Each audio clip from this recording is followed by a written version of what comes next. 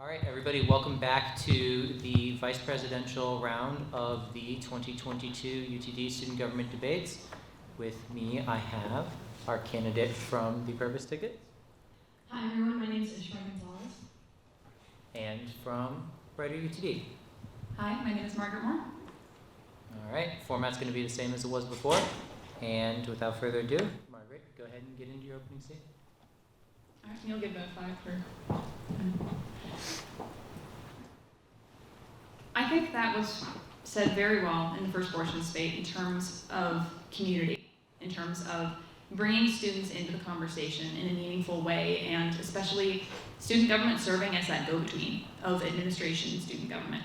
I've spent the past, I hate to say 2 years because that ages me, but I've really spent the past 4 semesters there untangling, kind of finding my way through the administrative bureaucracy, through the maze. And that's given me a perspective of what to change, but more specifically how to do it. And I think that's absolutely critical heading in and towards making a brighter UTD. Towards that end, I'm running to make some specific improvements that will elaborate over the course of this debate, but I want to hit the ground running harder than Will Smith last night. And I think that the best way of doing that is in the position of vice president, and thereby vote for a brighter UTD SG. Thank you, Margaret. Ishmerai, the floor is yours. I entered UT Dallas as a non-traditional student in a very non-traditional time. So I came in as a transfer student during COVID, and I had to navigate my way through finding what resources could accommodate me as a student with disabilities, finding what resources could accommodate me as a transfer student, and finding the resources that could accommodate me just as a regular UT Dallas constituent. Now, at my old university, I did have the privilege of serving on the student government as well, and so coming into UT Dallas, I knew that that was exactly what I wanted to do. But I've been able to do much more work here and have much more impact. And because of that, I understand the power that the UT Dallas student government has in order to implement change, not only for the student body, but with the student body. And I say with because I think that that is something that we have very unfortunately forgotten, that is where our power stems from, with the student body. And that is something that I hope and that our ticket has been purposed to advocate for.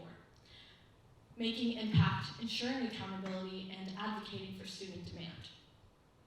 At the bare minimum, we should place our organization not above the student body, but below it, and push the student body to a more progressive. Thank you, Ishmerai. Moving on to the first moderated section, we will once again have 4 questions. Each candidate will get 90 seconds to answer each question. Ishmerai, you have first go at question number 1. What is the most important qualification for student government vice president? I believe that the most important qualification for student government vice president is not only experience, but initiative. Because someone can have all the experience in the world, but not know what to do with it. And it takes someone that is willing to do the grassroots work, put themselves below everybody else, to put in the time and put in the effort it takes to pass resolutions, to encourage your constituents to speak up, to assist and support your fellow senators in doing great work. So again, I say I believe that initiative is the most important qualification. Thank you. Margaret? I would say that it's dedication. We covered burnout and kind of demotivation in the past in this debate, and it's very real. It's the reason we see a lot of really dedicated senators and people stepping up to leadership positions leave after a semester or a year and become, honestly, other great leaders on campus, student ambassadors, OLs, and that's fantastic. But we need people who persevere through difficulties. And that is why I think as vice president, that is the most important quality you can have. Because as we've seen over the past year, you're going to face difficulties and unexpected circumstances. You need to be able to dedicate that time, that effort, and most importantly, your will, really, to get things done no matter what, and have a strategy and a way of doing them. That's why I'm stepping back from the commitments, if elected as vice president, and focusing my time and energy on this position. Because that dedication is what will get us through and frankly, create a brighter UTD that lasts beyond my time or any other person's. Thank you. This question will go to you first, Margaret. Both of y'all currently serve in student government. So what's one thing that you most admire about the outgoing SG administration? The outgoing SG administration has inspired me in a lot of ways. Ryan Short and Alon Razik have really spent this year being student leaders and stepping up to the plate. They're the only reason I ran, frankly. Not the only, but they were the impetus. I was having doubts about my leadership capabilities, the imposter syndrome that a lot of us face, if not all, in student positions and leadership. But speaking to them and having that support and that encouragement to keep pushing on and really say what I had to say about student government in UT Dallas in front of an auditorium that terrifies me, that kind of inspiration and support of other leaders is what made them such a fantastic administration, such a fantastic team to work with. That's a quality I would like to take, frankly, in my own time as VP and raise the next generation of leaders as well.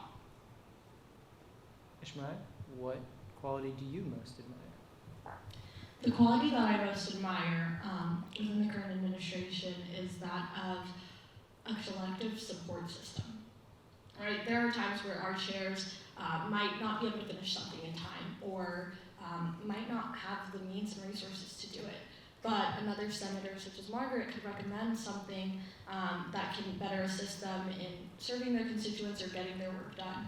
And of course, there is that, like I said, it's that collective support system, not only in a mental and academic capacity, but an emotional capacity as well. At the end of the day, we are all students, and I think that that's something that we forget as we work on student government with different colleagues. But that's something that the current administration has really re-emphasized and allowed us to just be human, do our work, and serve our student body to the best of its ability. Thank you. Margaret, back to you. Turning that last question on its head a little bit, what's one thing you would like to change from the outgoing administration? Communication. And I know I'm preaching to the choir here with communications chair, with all of us kind of pushing as committees to find different ways to reach out to the student body. But it's something that needs to fundamentally change if we are to continue to not only work as a student government, but frankly, to exist. We see movements of the universities to abolish SGs, to devolve that power entirely, because there's a loss of trust from the student body. There's a loss of belief that we have the integrity and commitment to get things done, that dedication I mentioned. So we need to be able to demonstrate to students that we're working for them, that we're fighting. As Kruthi pointed out fantastically in her speeches, that we do things. Contrary to what people will tell you, SG does actually do things, but they fall through the cracks a lot. Willie Chalmers, for instance, a person I admire from the outgoing administration, has been digitizing 2 decades of records of student government minutes to try and catch those things that are falling through the cracks. And we have found some gems, y'all. That kind of thing of communication, of tracking records, of reaching out to clubs and organizations and the student body as a whole, as well as administration, that's what will make it a better SG and something that will last far beyond our times, as well as the university as a whole. Ishmerai, what would you change? What I would change within the current administration is finding ways that we can go under that red tape. It is one thing to want to do all of these things, but being prohibited to do that is honestly a disservice, not only to our organization, but also to the student body itself. While student government does do a lot of things, and we do a lot of work that is very impactful, there is so much more that we could do. At the bare minimum, our first priority should be putting the demands of the student body first. And sometimes we aren't able to do that with as much red tape as we have around us. All right, last question. You will have the first response, Ishmerai. We're about to hop into the cross-questioning period, so this is a returning question from the last debate. What do you admire most about your opponent in this election? I've had the opportunity to work with Margaret for a very long time, and I've also had the opportunity to become her friend in that time. So obviously I admire very personal things about her, but I think another thing that I admire about her is her professionalism in terms of her dedication to student government.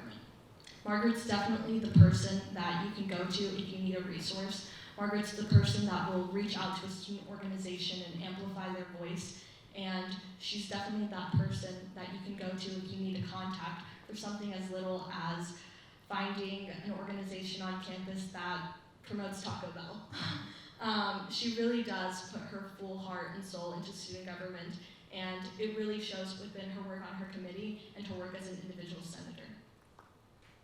Margaret, same question to you. Well, immediately shout out to Aiden for founding the Taco Bell Club. Excellent interview with him. Mercury dropped the day, by the way. Love that guy.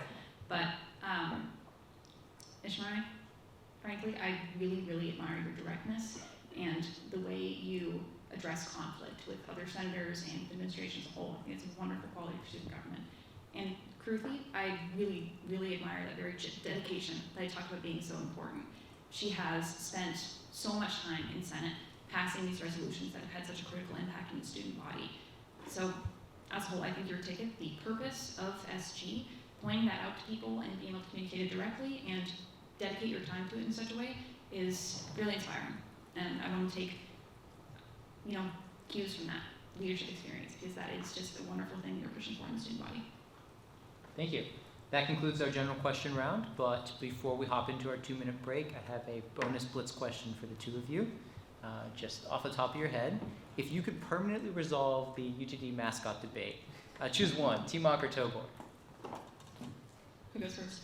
Whoever wants to respond. T-Mock. T-Mock. Both for accessibility concerns and All right, also we who has found a a mascot point of before commonality. 2069? With that, we will move into our brief intermission, and we will resume with the cross-questioning period. Once again, that's going to be 2 questions from each candidate pre-prepared for the other. We'll go with 60-second responses this time. And Ishmerai, you have the first question for Margaret. So Margaret, on your platform, you guys mentioned partnering up with local businesses in efforts to promote school spirit. How does that directly correlate with promoting school spirit in terms of your alumni initiatives, current school spirit for current students? Well, in terms of the connection to local organizations and the surrounding community, I would say that, that's a pathway towards building internships, towards job opportunities, networking, which I know with a good network, with a good job, I'd be a lot more spirited at that school. And then in terms of the alumni network, the current kind of relation, or lack of relation rather, that UTD tends to have with alumni is concerning, frankly, because having that network and being able to look at people in other communities and your desired career path, that's a way towards, building your career as a student, getting more out of your experience. But in terms of partnering on current students, I'm glad you mentioned that, things like the Comet Discount Program that, frankly, a lot of people don't know about, should be advertised more, but also we can expand on that. We can reach out to local businesses, talk to them, say, hey, we can bring more students in with this discount program, get a little free breadsticks or whatever for their meal. There's lots of other universities who do this, and it's great, kind of format for negotiation. But anyways, that's, eating food together is a good way to have school spirits. That's something that we can easily do as vice presidents to succeed. Margaret, your question. Yes. I want to ask about your platform as well. So that question of increasing accountability and specifically ownership in SG among senators, what does that mean in terms of increasing ownership? And second, what specific steps would you take on that right when you get in office to ensure that accountability and ownership moving forward? Right, so thank you so much for asking your question. This specific accountability would look like allowing senators to have their own names on their own initiatives as opposed to their chairs taking over those projects for them, right? It really is a program in which when you allow someone to shine, they will become and flourish into the leader they're meant to be. So in terms of accountability, it's allowing senators to take accountability for their own initiatives and works, whether that be positive or negative accountability. And then also, I think the second part of your question was, what was that? The ownership. The ownership, again, just for example, our Women's in Leadership event, our great freshman senator, Rana, initiated that, and her face has been all over it, and that is something that is amazing. But that's the only thing that we've seen this term that a senator introduced themselves, so we need to see more of that. Thank you.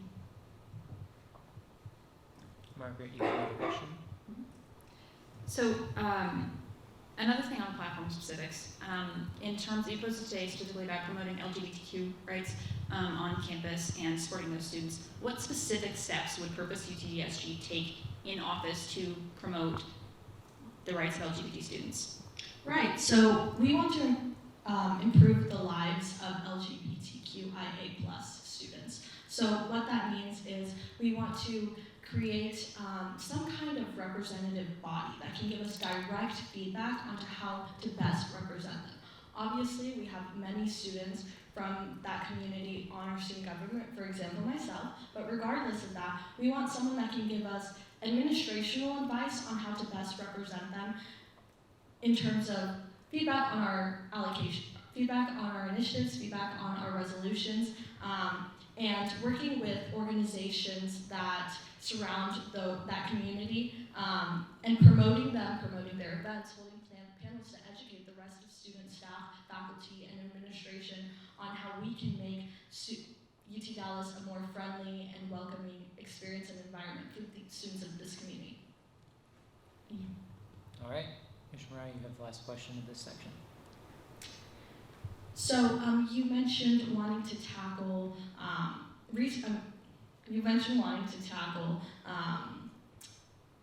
initiatives like the rec center and the activity center. There's been a lot of student complaining with regard to the activity center dress code. For example, you're not allowed to wear crop tops, you're not allowed to wear muscle tops, and as someone who frequently visits the activity center, you get really hot, right? So being able to wear gym attire to the gym is something that would really benefit those students that go there. How do you plan on tackling this? Yeah, so thank you for the question. In terms of the activity center generally, the hours definitely need to be improved. Things like opening a bit earlier, which is now possible with the DART schedule changing, yeehaw. But in terms of things like the dress code, we actually spoke with the activity center director at the fall 2020 as well as continuing to spring 2021. The committee chair at that time, Nehal Khan, had a conversation about why those measures were in place, and his response was broadly COVID, which I'm concerned about because COVID is an aerosol-based thing. You're not going to get it off your midsection sweat. As powerful as your abs are, they aren't quite as powerful as contagion. So that's something that we can take pretty much immediate action on, and asking like, hey, if we're lifting mask restrictions, if we're having less social distancing, why can I not show my six-pack? Things like that. But there's definitely other conversations we had about the activity center in terms of on the student fee advisory committee, why is the athletics fee not changed since it was created? Those are questions we can ask as in presidency. All right, that concludes the cross-questioning period. We'll move into our 10 minutes of specific moderated questions. And first question here is going to Ishmerai. So, in your bio, Ishmerai, and in your background, you have a lot of campus engagement, ranging from commencing to mock trial. How do these experiences influence your goals and plans in office if you're elected? I think that this is such a great question because it really focuses on two different parts of the student body, right? So with commencing, you're focused on FSL, which is a huge percentage of our student body.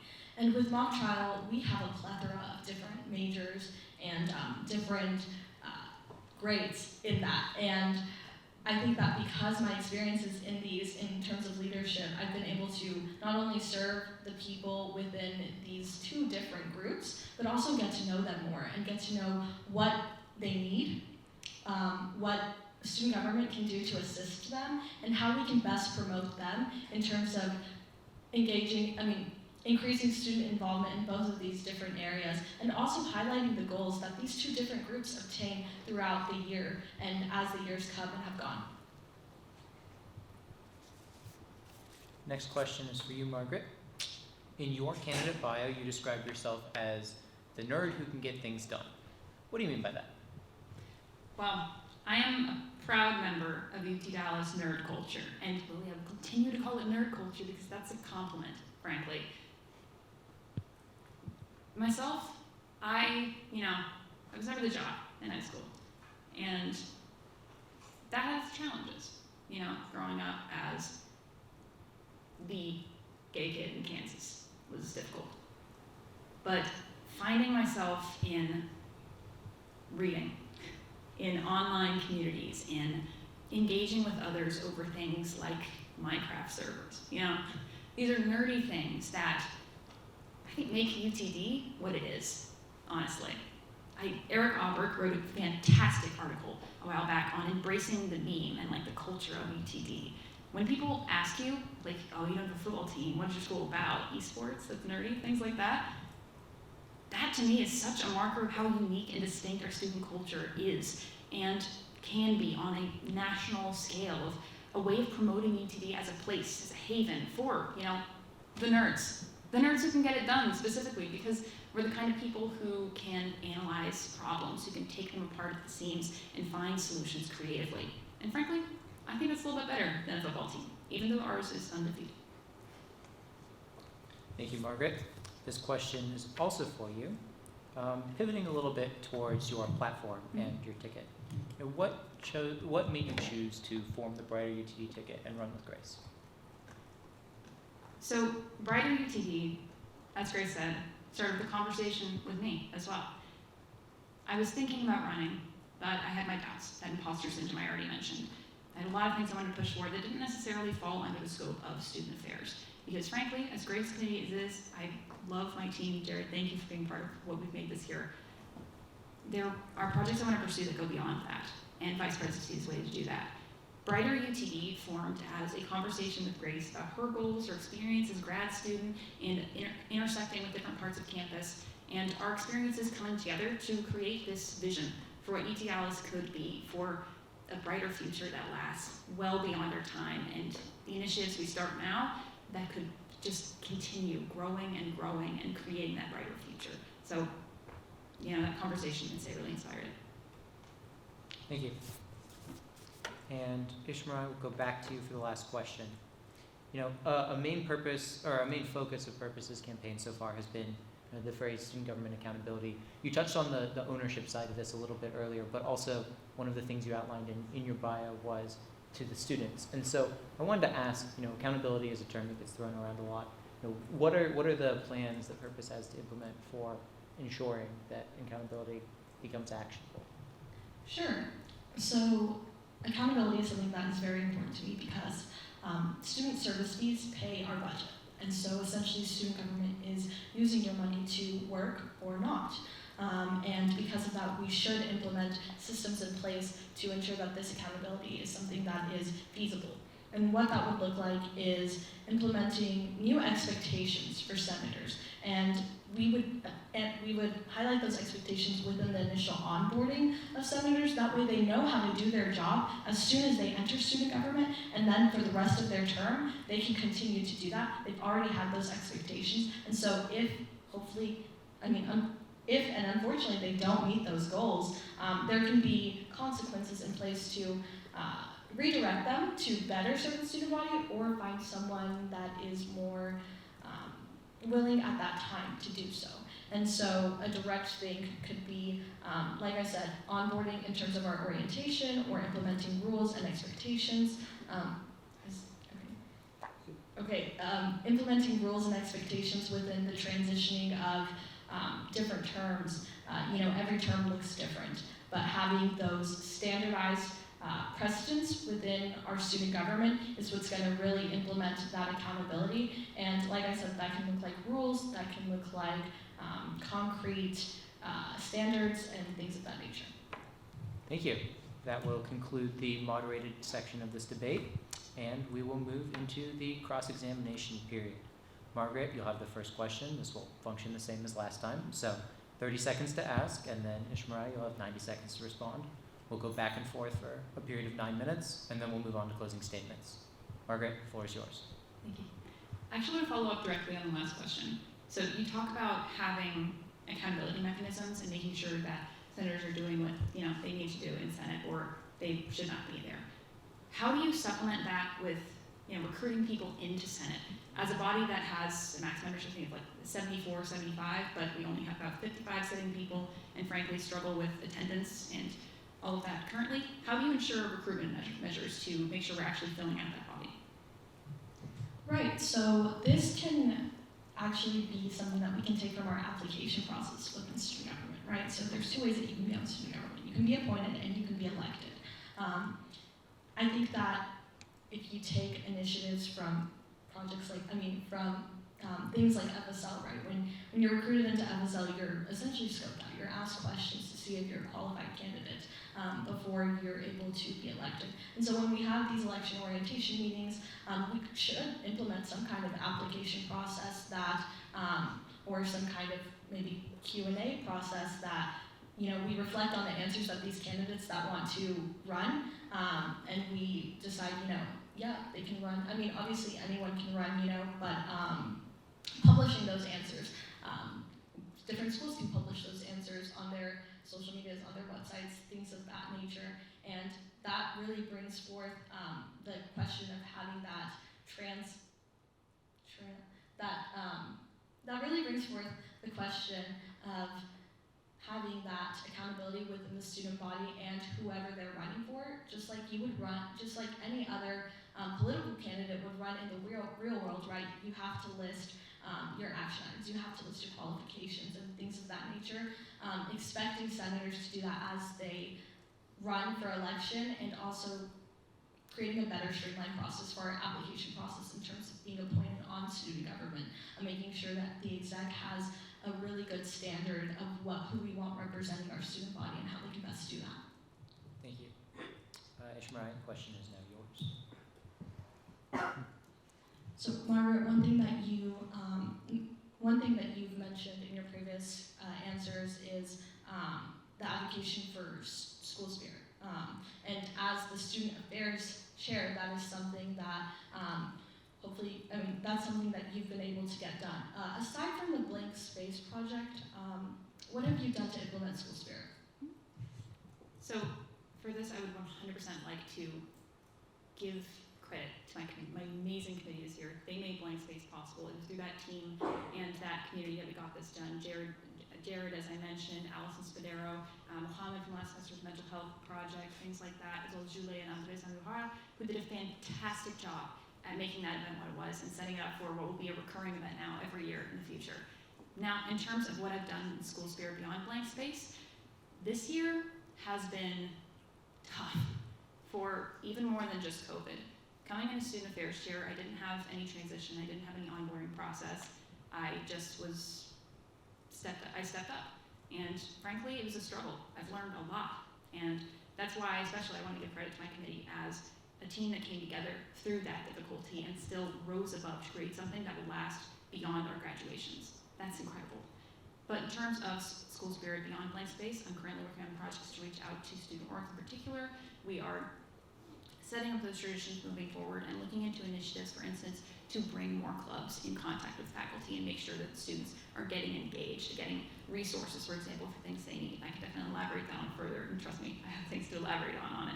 But in terms of school spirit as a whole, I think having that support of existing student orgs and bringing visibility to the population is huge moving forward.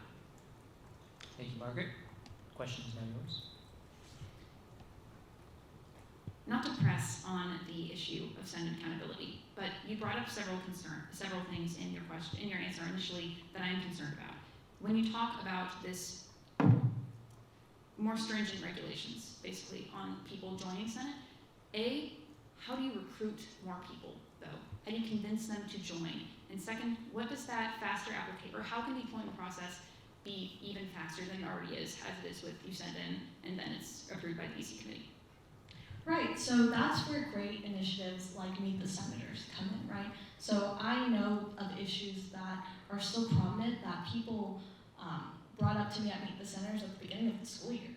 These are issues that are still reoccurring, and a lot of them are issues that you would have never thought to have because you don't fall within that area of constituency, right? So in terms of being able to recruit people onto student government, holding things like education events on what student government is, holding things like recruitment events on why you'd be interested in student government or why you should be interested in student government. Those are things that we can have throughout the year. That way, no one can say, they don't know what student government is, or they don't know how they can serve on student government, because every single student in this school has a place on student government, whether that be as someone that is being represented by student government or someone that could be on student government. So creating events like these, holding panels, having more education-oriented discussions about student government is a great way to increase senator accountability in terms of how to recruit people. But onto the second part of your question with regards to, I'm sorry, could you repeat the second part? The appointment process. Right, the appointment process, right. It's not about making the appointment process faster, because faster doesn't always mean efficient, and faster doesn't always mean effective. It's really that second part, making it more effective, having those questions that, really tell a lot about that candidate, not just, what are your leadership qualities, but more why. You have a question? Right. So, Margaret, you mentioned not having a proper onboarding process and how that has negatively affected you. Well, at UT Dallas Purpose, that is something that we are hoping to implement, a smoother onboarding process for our senators. What initiatives do UT Dallas, or Brighton UT Dallas specifically, hope to initiate in order to combat this? Now, this is a question that I pause on because there's two components to this. The general body of Senate and the executive board positions in particular, both drastically need improvement. In terms of the general Senate body, I want to put a guide in the hands of every senator stepping up to the plate their first meeting, if not before, saying, outlining things like Robert's rules, a parliamentary procedure that is frankly pretty arcane and makes it really difficult to get involved at the start. Things like what committees do, clearly outlining. If student affairs sounds vague to you, it's because it is. Things like having that guide physically in the hands. And then in the EC position in particular, hosting those meetings over the summer to acquaint you with administrative bodies, that currently happens with the president and vice president. That should happen with each executive chair on the board. Student affairs should be meeting with Dr. Fitch over the summer, with Dr. Benson if possible, along with the vice president and president. Housing, with RHA, with CHAC, with those committees and so on, to bring them in. Not only that, but senators, like the JSOM, like the JSOM representative, people from ATEC should be meeting with those deans. We can bring them into the conversation from the very beginning, so they not only have that sense of connection and knowledge of how Senate functions, but that sense of empowerment. And that will enable them throughout the year to actually get things done. Thank you, Margaret. This will be your last question, Ishmerai. Now, Margaret, it's something that... You'll have Okay. the very final question after that. What have you... Communication has been a recurring problem in both the debate preceding this as well as this one, something that's brought up as an issue with Senate. What have you learned in your time as communications chair for methods moving forward to improve that in the future? Improve communication Yes. How? with regards to student government. Yes. Right. So I think there's two components to this. There's communications within student government, and then there's outward communication with student government and administration and students. I've been able to serve as a communications chair, and a lot of my job entails, marketing for student government events. I like to say, or my committee likes to say, we do what they do, and what that means is we do the work that what every other committee does. So anything that they need us to do, we do. But another issue that we've been having, and this is something that I've learned, is not really focusing so much. Of course, we want to do our bare minimum job of sponsoring communication for student government, but also sponsoring communication for students in terms of exposing resources that they have. For example, the immigration attorney that the school offers for international students and all students alike, right? And that's what I've learned, is that's really important to just increase communication with regards to students as opposed to student government. Letting students know the exposure of these resources, letting students know how to access these resources, and making it easy and accessible for them to do so. That way they can have a better experience at UT Dallas. Now you have the final question, Ishmerai, and after that we'll move into concluding statements. So, Margaret, something that your platform touched on in the earlier debate was going back into this full in-person modality, right? What that would look like, and something your main priority, or your partner's main priority in doing that, was getting student feedback. And she mentioned that surveys were one way to do this. But what action items do you have in terms of advocating for these departments and for this, making sure that UT Dallas is equipped to handle a full in-person modality? What action items do you have with regards to that? I'm so glad you asked. Something coming out of this past weekend in talking with other student governments across the nation and kind of garnering ideas, and specifically with talking with Grace, for instance, as a JSOM representative of that school. I think we need to implement focus groups, bringing together students and specifically student organizations that are centered around common issues. We need to have, queer issues focus groups where we talk specifically to places like Chi, like Indigo Magazine, which is a new religion dropped today, check that out, it's really cool, but QTPOC, organizations like that where we take student representatives, we can sit them down and directly, and we pay for food and stuff like that, we have the budget for it, and ask, what do you need? How can we work with you? And beyond that, interfaith groups, bringing together students, organizations like the Muslim Student Association, like Hillel, like the other organizations on campus, see how we can support them. Student life groups like Greek Life, sitting down with them. Right now, those conversations, frankly, aren't happening, or if they are, they're undocumented, they're fragmented. If we can formalize that process and make focus groups, for instance, happen, we can collect student feedback on a much more personal level than even surveys can achieve. We can find out directly what the problems are, and more specifically, how student government can help student orgs, the lifeblood of this campus, best solve them. Thank you. That concludes the cross-examination period.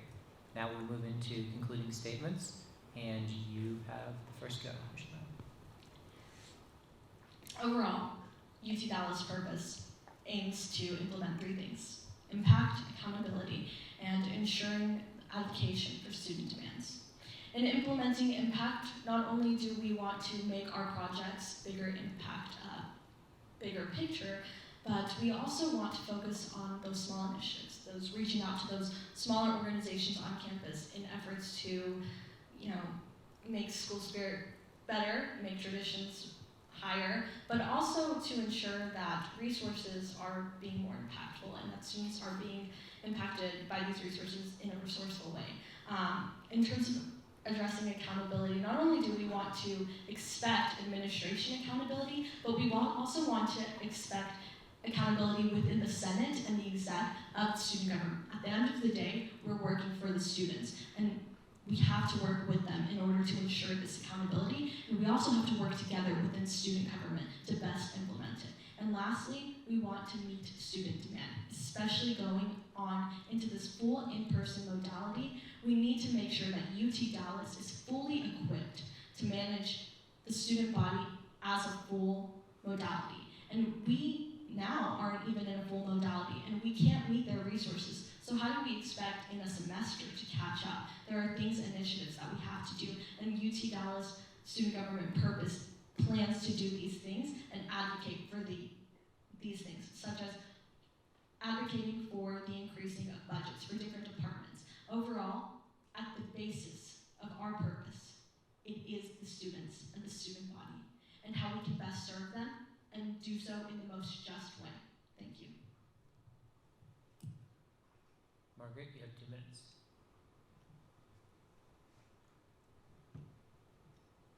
Thank you all for coming here and hearing us out. Thank you for the people viewing this later on recording, because that shows your commitment to listening and finding out how we can best serve the student body. Listening is key here.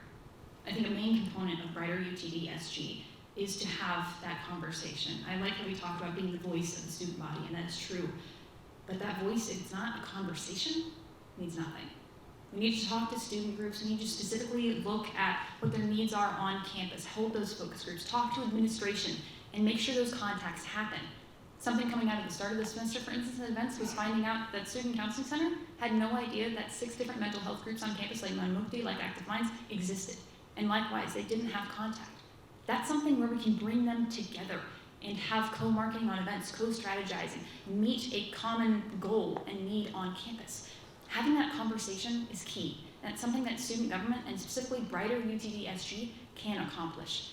Towards that end, write this down, frankly. If you have any feedback, if you have any question about some policy concerns for your organization, for anything, go to my email address. It's just margaret@utdallas.edu. Yeah, I got the branding. MARGARET. Just send me your messages, your concerns, your gripes, or anything. issues that you focus on, because I want to find a way to solve them and create that brighter UTD SG. We're already looking at some really specific projects like that record keeping, like reaching out to other universities across the nation to find best practices and solutions towards common problems that we face. We can take inspiration from them in facing shared problems. We can find out how to increase things like accessibility, like community, like student life on campus, and have this laundry list of policy options that frankly, I know can get a little granular, can get a little boring. I'm a foreign policy major, not poli-sci, so email me. Let me know your issues. I have a plan. That concludes our debate. Thank you, candidates. Let's give them a round of applause.